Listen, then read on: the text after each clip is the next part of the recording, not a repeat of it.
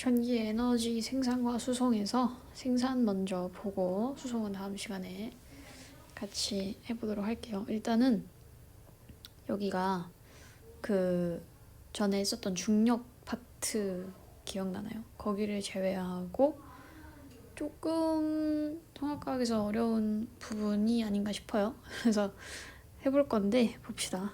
일단은 전자기 유도를 알기 전에 우리가 알아야 되는 게 하나 있어요. 자기장을 알아야 돼요. 자기장이 뭐죠? 자기장이란 자기력이 작용하는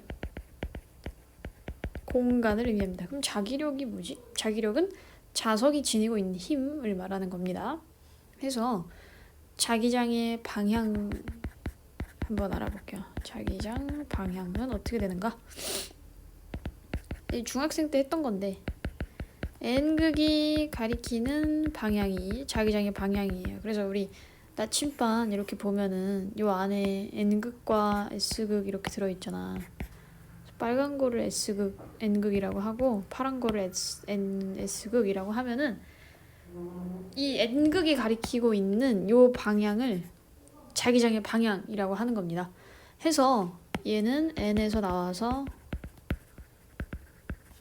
S로 들어간다. 그리고 닫혀있는 곡선, 폐곡선이라고 해요. 막대자석에서 예를 들어서 보면은 이쪽에 있는 게 이렇게 S극이 있고 이쪽에 이렇게 N극이 있으면 어디서 나와서 어디로 들어간다고? N에서 나와서 S로 들어간다고. 아이고 이렇게 그리지 말고 밑으로 그릴까요? 이렇게 나와서 이렇게 들어가는 모습입니다. 그러면 제가 지금 틀렸어요. 왜 틀렸게요? 왜냐면 요 폐곡선이라서 이렇게 하면 끊기는 곡선이잖아. 곡선만 보면 지금 이런 모양이에요. 이어지지가 않았어. 그치? 그래서 여기 막대자석 안쪽에서는 어디에서 어디로? 네, 특이하게도 자석 안에서는 내부에서 방향은 내부의 자기장의 방향은 어디서 어디? N에서 S에서 N으로 가는 것이다. 라고 보시면 되고요. 그래서 이 주변에 나침반을 가져다 되잖아. 이렇게 나침반을 여기 제가 여기 이렇게 가지고 왔어요. 그러면 N극은 계속 이 화살표 방향을 따라가게 됩니다. 이 화살표를 이렇게 쭉쭉 그려보면요. 이렇게 되는데 N극은 이렇게 따라가게 되는 거예요. 왜냐면 N극은 N극이랑 서로 어때? 밀어내지 싫으니까 S극이 좋아. 그래서 계속 이렇게 따라가는 방향. 그래서 제가 지금 이렇게 빨간색으로 표시한 방향들이 자기장의 방향이 되는 것입니다. 그리고 우리는 여기서 또 어떤 걸 알아야 되냐면 자기 선속이라는 걸 알아야 되는데 이거는 자기력 선속이라고도 하고 그래서 자기장의 세기를 의미해요. 그러니까 지금 여기 어떤 내가 단면적 도선을 통과를 할 거야. 근데 여기를 통과하는 자기력선 제가 여기다가 그려놓은 게 지금 자기력선이잖아요. 이렇게 그린 게 이게 사실 이렇게 봐서 그렇지 원래 엄청 많아. 이렇게 막 끊임없이 쭉쭉 이렇게 되는 거란 말이죠. 그래서 이 자기력, 자기 선속이 많으면 많을수록 어떤 면적을 통과하는 자기 선속이 많으면 많을수록 자기장의 세기가 크다라고 보는 겁니다. 그래서 크다, 커진다. 그러고 나서 이제 유도, 전자기 유도 여기로 넘어가 볼 건데 여기 약간 배경지식처럼 있어야 돼요. 이거를 원래 기본적으로 좀 알고 있어야 합니다. 그리고 나서 보면요. 전자기 유도란 예전에 그런 걸 배웠어요. 전류가 흐르면 그 주변에 무엇이 형성된다? 자기장이 형성된다. 그래서 이런 도선이 있다면 도선에 전류가 이렇게 흐르잖아? 그 주변에는 원형으로 이런 자기장이 형성이 됐어요. 그러면 이제 그때에 전류 주변에 자기장이 생성돼요. 그러면 거꾸로 가는 거는 말이 될까? 자기장이 생기면 전류가 흐른다고 봐도 되나요? 요거는 미리 얘기하지만 틀렸습니다. 왜 틀렸는가? 이제부터 얘기를 할 건데 왜 틀렸냐면요. 자기장이 있다 그래서 전류가 생기는 건 아니야. 자기장이 어땠냐면 자기장이 움직여야 돼. 자기장이니까 변해야 한다 이런 얘기인 거지. 왜냐면 코일 근처에서 자석을 움직이거나 자석 근처에서 코일을 움직일 때 지금 이게 무슨 말이냐면 자기장이 변하고 있다는 뜻입니다. 자기장이 변한다. 해서 코일에 뭐가 흐르는 현상? 전류가 흐르는 현상. 그래서 이때 흐르는 전류를 우리가 유도 전류라고 부르는 겁니다. 전자기 유도에 의해 코일에 흐르는 전류를 유도 전류라고 부르는 거고요. 그래서 우리 여기서 또 하나 알아둬야 되는 게 있다면 좋은데 뭐가 있냐면 유도 기전력 이걸 알아두시면 좋아요. 얘는 뭐냐면 전자기 유도에 의해 유도 전류를 흐르게 하는 전압을 말합니다. 전압과 전류랑 다른 건데요. 전류는 이제 흘러가는 그 흐름을 말하는 거고, 그러니까 쉽게 생각하면 전류는 물인 거야. 전압은 물이 흐르려면 얘들아 위에서 아래로 내려와야지 흐르는 거죠. 가지가지 하네요 진짜. 물이 위에서 아래로 떨어져야지 흐르는 거란 말이야. 그래서 이 전압은 쉽게 생각하면 높이차를 말해요. 수압이라고도 보지. 수압이 있어야 물이 위에서 아래로 떨어질 거 아니야. 그러니까 전류도 전류차가 있어야 이 전류가 위에서 아래로 내려서 떨어져 내릴 수가 있어. 그러니까 흐를 수가 있다고 해서 이거를 전압을 유도 기전력이라고 하는 겁니다. 유도 전류를 발생시킬 수 있는, 그걸 흐르게 할 수 있는 힘, 유도 기전력이라고 해요. 근데 이 유도 기전력, 전압이라는 것은 코일을 보면 코일이 어떻게 생겼냐면 이런 이렇게 막 이렇게 생겼어요. 코일이. 그래서 이 감은 횟수가 많으면 많을수록 유도 기전력이 높아요. 세다. 그럼 유도 기전력이 높다는 말은 전압이 크다는 말이니까 전압이 크면 흐를 수 있는 이 높이차가 이만할 때보다 높이차가 이만할 때가 더 많이 전류가 떨어져 내려올 수 있겠지. 더 많이 흐를 수 있겠죠. 그렇게 지금 알아두시면 됩니다. 네, 유도 기전력 추가적으로 얘기를 해봤고요. 그래서 자석을 빨리 움직일수록 자석의 세기가 셀수록 코일의 감은 수가 많을수록 더 많은 유도 전류가 흐르게 됩니다. 그래서 이게 패러데이의 법칙인데요. 그냥 여기는 사실 플러스 알파라고 해서 나와 있는 내용이 있긴 한데 그냥 이렇게만 알아두면 될 것 같아요. 밑줄을 그으세요. 자석을 빨리 움직일수록 자석의 세기가 셀수록 코일의 감은 수가 많을수록 유도 전류가 더 많이 흐른다. 이것은 패러데이의 법칙이다 라고까지만 보시면 되겠습니다. 그래서요 우리 교과서에 나오는 실험이 하나 있는데 어떤 실험이냐면 잘 봐요. 코일을 이렇게 냅두고 코일이 보통 그 어떻게 생겼더라? 이렇게 있어. 코일이 막 이렇게 있다. 이렇게 있는데 여기에 자석을 넣었다 뺐다 하는 실험이 나와요. 그래서 뭐 이렇게 하면 N극을 넣었다 뺐다 할 때 아니면 이렇게 하면 S극을 넣었다 뺐다 할 때 이렇게 나오는데 그거를 표로 정리된 게 실험 결과가 나오는데요. 우린 결과만 한번 보자고요. 넣는 순간 그 다음에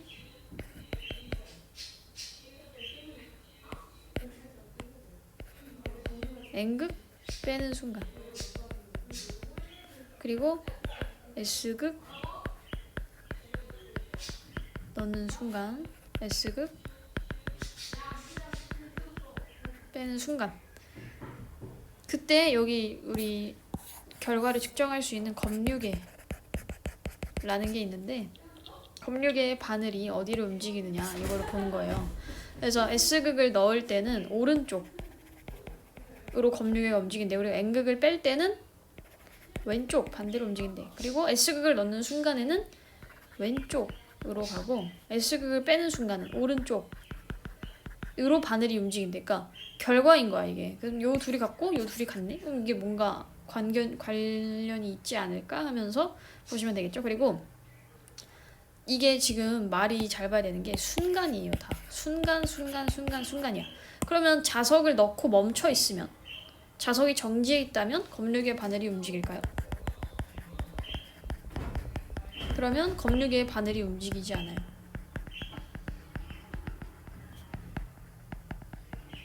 아까 아까 얘기한 게 이건데 자기장이 있다 그래서 전류가 흐르는 건 아니야. 자기장이 이동을 해야 돼. 움직여야 돼. 자기장이 변화를 해야지 전류가 흐르게 되는 것이죠. 그래서 검류계의 바늘도 정지합니다. 움직이지 않습니다. 그러면 자석을 내가 빠르게 해봤어. 그러면 검류계가 빠르게 움직일까? 그게 아니라 검류계가 더 큰 폭으로. 왜냐면 자석을 빨리 넣었다 뺐다 하면 그 유도되는 전류가 많은 거라고 했잖아요. 그래서 더 큰 폭으로 더 많이 벌어지게 됩니다. 그 다음에 자석을 느리게 한번 넣었다 뺐다 해봤어. 그러면 이번에는 검류계가 느리게 왔다 갔다 하는 게 아니라 검류계의 바늘이 작은 폭으로 이동하게 된다고 하네요. 그래서 코일 근처에서 자석을 움직이면 자기 선속이 변화를 합니다. 그래서 코일에는 자기 선속의 변화를 방해하는 방향으로 유도 전류가 유도되게 되는 것인데, 이 말이 또 어렵죠. 아까 말했던 게 이거잖아. 자기 선속. 얘가 이렇게 통과를 해. 그러면 저 코일에는 이렇게 자석이 N극이든 S극이든 들어오는 순간, 이 순간 나한테 원래 있던 자기장에 반하는, 그것에 반대되는, 방해하는 방향으로 전류를 내보냄으로써, 이렇게 역으로 내보냄으로써 나를 어쨌든 이것도 관성인 거죠. 관성의 법칙을 유지한다는 얘긴데, 그래서 유도 전류가 세려면 자석의 세기가 셀수록, 자석이 빠를수록, 코일의 가문 숫자가 많을수록 유도 전류의 세기가 세지겠습니다. 그래서 우리가 여기 알아야 되는 건 뭐냐면, 유도 전류의 방향은 정말 중요해요. 자기장의 변화를 방해하는 방향. 자기장이 위로 아래로 왔다 갔다 할 거야. 들어오면은 들어올 거고, 나가면은 자기장이 나가는데, 그게 어쨌든 가만히 있는 게 좋은 거야. 움직이는 게 싫어서 그거에 반대되는 방향으로 유도 전류가 발생하겠다라는 뜻인데요. 우리 여기서 한 가지 더 알아보고 갈 게 있어요.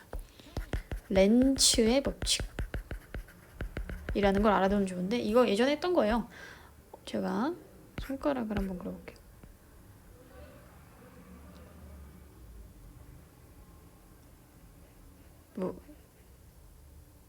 엄지손가락, 오른쪽 엄지손가락이죠. 그래서 우리가 알아야 되는 거 뭐냐면, 엄지손가락이 이렇게 그리면 보기 헷갈리니까 이렇게 그립니다. 오른손이야. 그러면 이렇게 엄지손가락 있고, 하나, 둘, 셋, 넷, 네 손가락이 있어요. 그러면 이 네 손가락이 가리키는 요 방향이 전류의 방향이에요. 중학생 때 배웠지. 그 다음에 이 엄지손가락이 가리키고 있는 이 방향이 자기장의 방향이에요. 이거를 기억을 하면서 우리 자기장이 N극을 넣었다 뺐다, S극을 넣었다 뺐다 할 때 전류는 어떻게 유도되는가를 한번 지금부터 볼게요.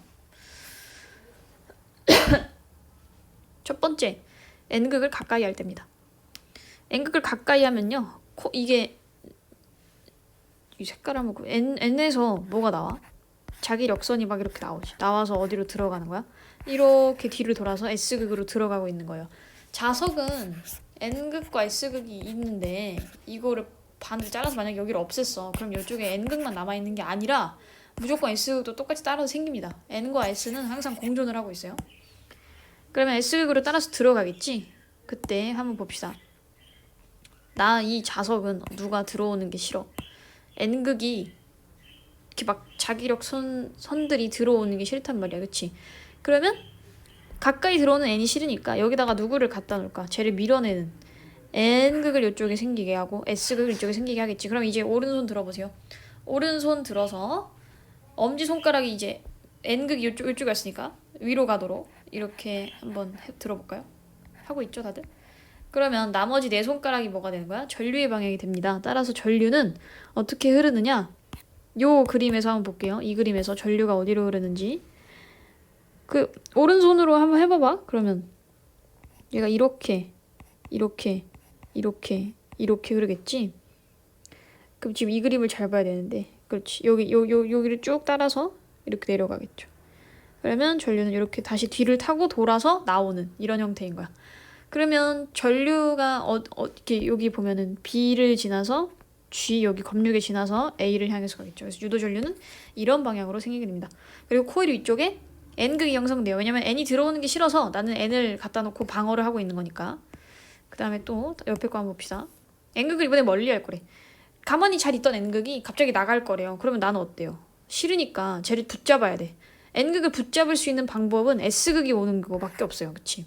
S극이 여기 오고 N극이 여기 오겠지. 그럼 이번에는 엄지손가락이 어떻게 그러실까? 오른손 들어봐. 그러면 N극의 방향, N이 가리키는 방향이 N쪽인 게 자기장의 방향이라 그랬어. 그러면 이번에는 엄지손가락을 거꾸로 그려야 돼요. 여러분 한번 해봐요. 이렇게 되도록 손가락을 이렇게 해줘야 되겠지? 자, 그러면 이번에는 전류의 방향이 어떻게 될까? 전류가 이 위를 타고 올라가는 코일을, 이게 어쨌든 원형 동그라미라서 이렇게 타고 올라가는 모습으로 그려집니다. 타고 그러면 올라가서 이렇게 내려와가지고 이렇게 지나가겠지. 그러면 봐봐. A에서, 그치? 이렇게 통과했으니까 A에서 G를 검유계를 지나서 B를 지나서 이렇게 들어가고 있겠네요. 그래서 유도 전류는 A, G, B 이렇게 되겠습니다. 그러면 또 옆에 거 한번 해보자. 에휴, 계속 하면 돼요. 자, 잘 봐요. S극을 이번에 가까이 할 거래요. 그러면 S극이 들어오는 게 어때? 싫잖아. 그러면 나는 누구를 대응을 해야 돼? S를 가져와서 밀어내야 돼. 그럼 방금 한 그림이랑 어때요? 똑같은 그림이 오겠네. 그럼 제가 이걸 굳이 다시 그릴 필요가 없고, 여러분 어떻게 하면 되겠습니까? 왜? 뭐야? 아, 깜짝이야. 자,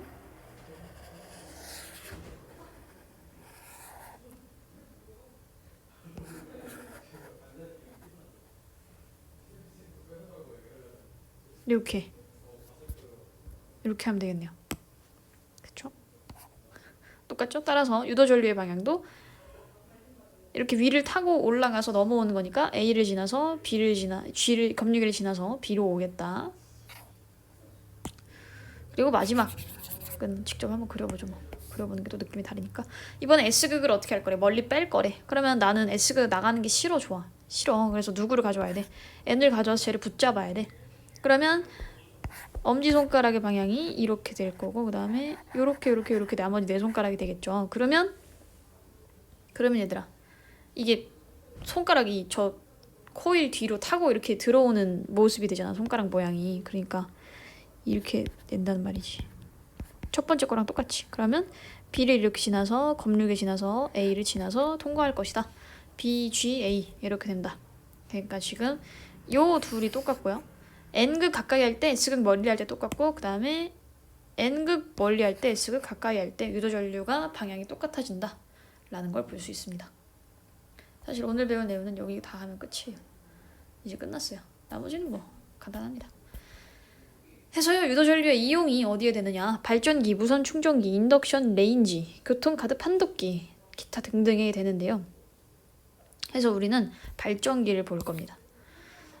전자기 유도를 이용하여 전기 에너지를 생산하는 장치를 말하는데, 이 종류로는 뭐가 있냐면 역학적 에너지, 화학 에너지, 열 에너지, 핵 에너지 등을 이용해서 이거를 전기 에너지로 바꾸는 거야.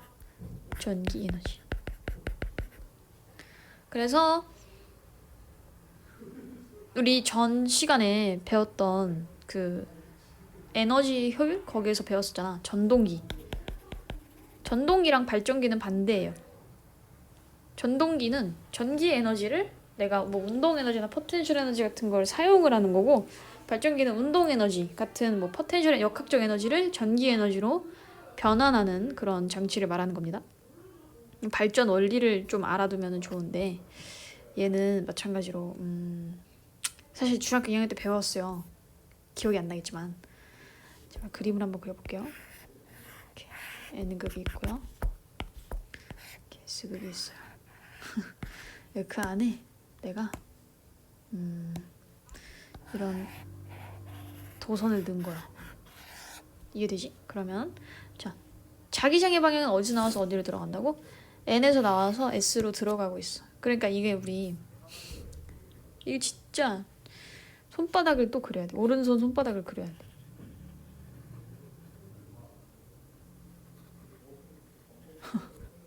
손바닥 그렸죠? 그러면 이때 손바닥이 향하는 방향, 손바닥에서 향하는 방향이 힘이 작용하는 방향이고요. 내 손가락이 향하는 방향이 자기장의 방향이고요. 그 다음에 엄지손가락이 향하는 게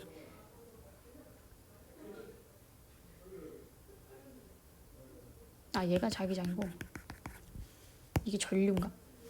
전류의 방향. 아니다. 반대야. 얘가 자기장이고 얘가 전류예요. 그럼 한번 보자. 전류가 이 도선을 타고 어떻게 이렇게 들어가고 있는 모습이라고 생각을 해봐요. 그러면 자기장의 방향은 지금 어느 쪽? N에서 나와서 S로 들어가고 있네. 그럼 여기 손바닥 제가 맞춰놓은 거랑 똑같이 그려봐봐요. 근데 구간을 여기서 먼저 한번 해보자. 여기 첫 번째 1번에서 한번 해볼게. 그러면 전류는 지금 안으로 들어가고 있어. 엄지손가락 저 안으로 밀어 넣어야지. 그 다음에 자기장의 방향은 어디서? N에서 S로 들어가겠지. 그러면 힘은 어디로 작용해? 이 밑으로 작용하는 거야. 힘이 여기 색깔이 좀 다른 요 색깔로 할까요? 이 코일이 이렇게 밑으로 내려가게 되는 거야. 그러면 봐봐. 이쪽에서도 보자. 2번에서도. 그러면 전류가 이쪽 바깥쪽으로 나오고 있죠. 그 다음에 자기장은 N에서 S로 들어가고 있는 모습인 거지. 이거 그림을 그려주면 좋은데. 그러니까 입체적으로 봤을 때 엄지손가락이 이렇게 나와 있고 나머지 네 손가락이 다 이쪽으로 이렇게 향하고 있으니까 자기장의 방향, 전류의 방향 이렇게 돼서 힘이 어디로? 손바닥이 위로 가잖아. 그래서 힘이 위로 이렇게 작용하는 거란 말이요. 3D로 보면 참 좋은데 말이지. 그러니까 이게 이쪽으로 힘이 작용하겠어. 그러면 얘가 하나는 내려가고 하나는 위로 올라가. 이게 코일이 그러면 이 안에 있는 회색깔 얘가 어떻게 되겠어? 빙글빙글 돌겠지. 지금 자기장에 의해서 유도된 유도전류 때문에 어때요? 발전기가 돌고 있는 거지. 그래서 이게 발전기의 원리입니다. 자, 터빈이 회전을 해요. 자석이 회전을 합니다. 그러면 전자기 유도가 발생하고요. 유도 전류가 흘러요. 그래서 이 원리를 통해서 전자기 유도 법칙을 이용해가지고 우리가 발전기를 돌리고 있다 이런 얘기입니다. 문제를 아마 풀면은 괜찮을 거야. 그래서 여기 실생활에서 이용되는 그런 발전기들이 나와 있는데 이거는 뭐 저는 굳이 하고 싶지 않아요.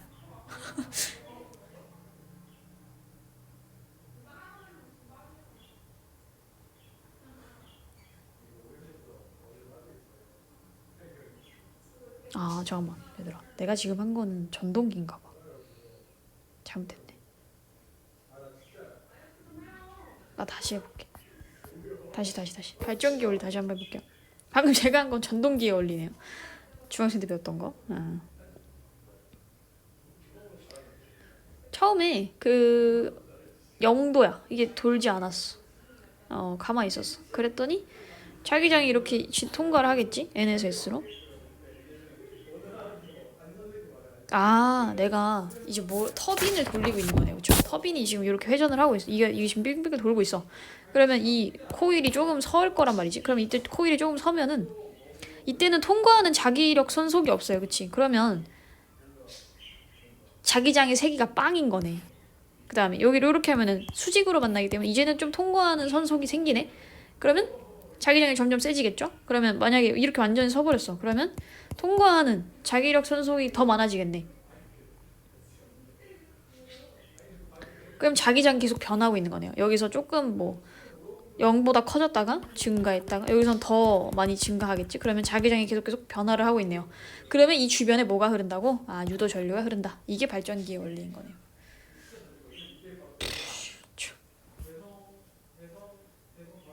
아무튼 그렇대요.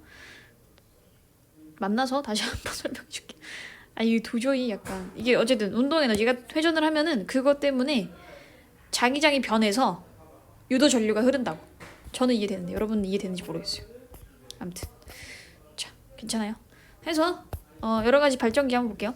화력 발전, 수력 발전, 핵 발전이 있는데 뒤에 가면 아마 더 자세히 배우게 됩니다. 그래서 화력, 수력 요거 세 개를 줄여 쓰는데요. 핵 발전은 말 그대로 연소시켜서 석유나 석탄 같은 거 우리 주변에 많이 있는 거잖아. 물을 끓여요. 그러면 터빈이 돌죠. 터빈이 돌면 그 화학 에너지를 가지고 터빈을 돌리는 건데 터빈을 돌려서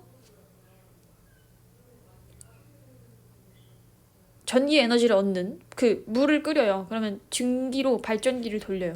그래서 돌리니까 자기장이 변하지. 자기장이 변해서 유도 전류가 흐르지. 그럼 전기 에너지를 얻은 거지. 장점은 장점과 단점을 조금 써놓을까요? 장점. 건설이 쉬워요. 그리고 부지 제약 이런 거 적어요. 그치? 전력 소비지에 건설이 가능하다. 그런데요, 단점.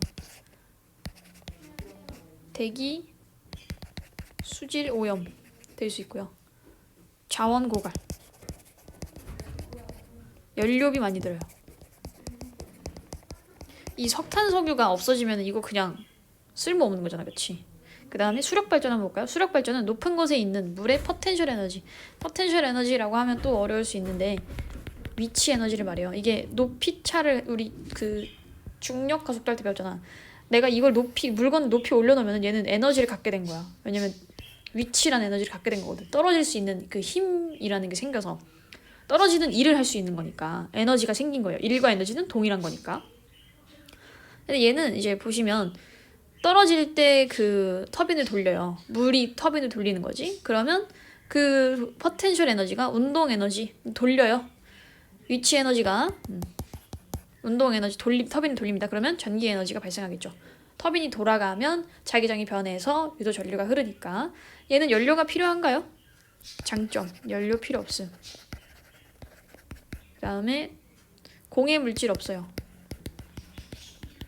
그리고 홍수, 가뭄, 그 댐이죠. 댐 예방할 수 있어요. 막 비 많이 올 때는 댐 열어가지고 비 모아놓고 그 다음에 모아놓은 거를 가뭄일 때 그 풀어가지고 농사 짓고 이런 데 쓰면 되겠지. 그리고 발전소에 단점이 있다면 부지 제약 이 큽니다. 건설 비용이 비싸요. 생태계를 변화시킬 수 있어요. 왜냐면 여기 바닷가나 뭐 강가에 살던 애들이 있을 거 아니야. 거기 근데 갑자기 물 막 모아놓고 물 막 다시 가져가고 이러면 댐 그쪽에 살던 생태계 거기 생물들이 얼마나 당황스럽겠어요. 그쵸? 저 당황스러워요. 그 다음에 핵발전 볼게요. 얘는 우라늄과 플라토늄 같은 분해를 잘하는 애들이 있어. 핵분열 때 발생하는 열 에너지로 물을 끓여요. 그래서 그 그 고온의 수증기에서 터빈을 돌릴 수 있는 거지. 그러니까 어떻게 보면 뒷부분은 화학 발전이랑 화력 발전이 똑같은데 시작이 다른 거야. 화학 에너지가 아니라 핵 에너지로 시작을 하는 거예요. 요걸로 시작을 한다. 그래서 열 에너지가 발생하면 걔가 운동 에너지가 돼서 터빈을 돌려서 마찬가지로 유도 전류에 의한 전기 에너지를 얻을 수 있다. 자, 장점. 연료가 적어요. 저렴해요. 조금만 필요하고 싸대. 그리고 공해가 없어. 근데 이게 한번 터지면 너무 위험해.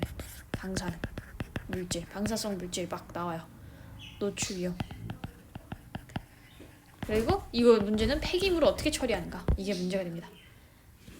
그래서 뭐 요렇게 요 정도 여러 가지 발전 잘 보시면 되고요. 그다음 다음 시간에는 수송에 대해서 배울 건데 여기가 조금 더 어려워요.